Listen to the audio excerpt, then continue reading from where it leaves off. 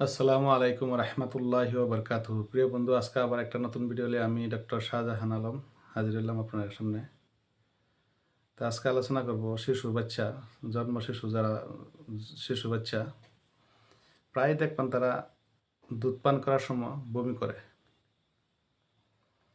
এটার একটা লক্ষণ হচ্ছে কি, একটা আছে ধরুন বাচ্চা যখন দুধ খাইব, যে কোনো বস্তু যখন ওভার ডোজ হইব বা তার খাদ্য ওভার খানা খাইব তখন বমি করব।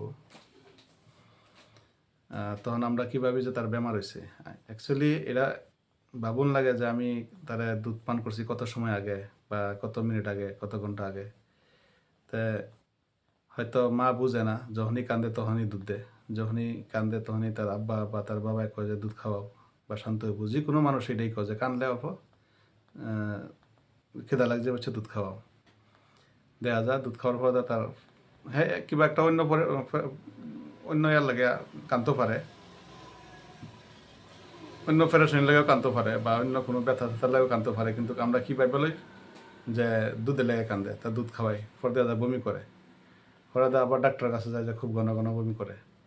অ্যাকচুয়ালি সেটা না, একটা আছে শিশুরা যখন নাকি ওভার বেশি মানে বমি করে, খালি পেট থাকলেও বমি করে, খাদ্য না খাইলেও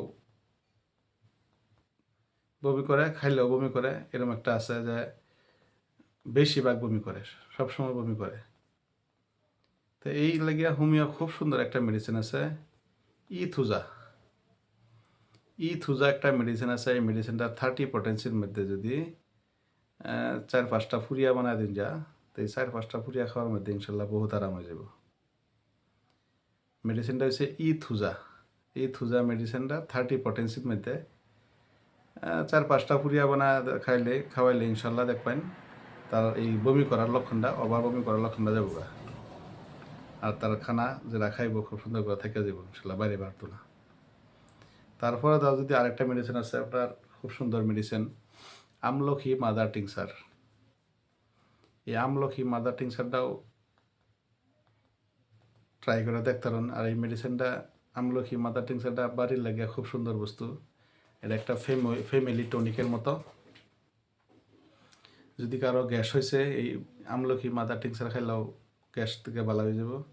বা কেউ অলম উদ্গার মানে চুকা চুকা ডিক বা বুক জ্বালা পোড়া করে, খানা বালা করে হজম হয় না, পেট সাফ হয় না, লেটিন ক্লিয়ার হয় না, এরকম যদি কোনো বড় মানুষেরও হয়ে থাকে, তো এই আমলকি মাদার টিংসারটা খাইলে ইনশাল্লাহ আরাম পাবেন।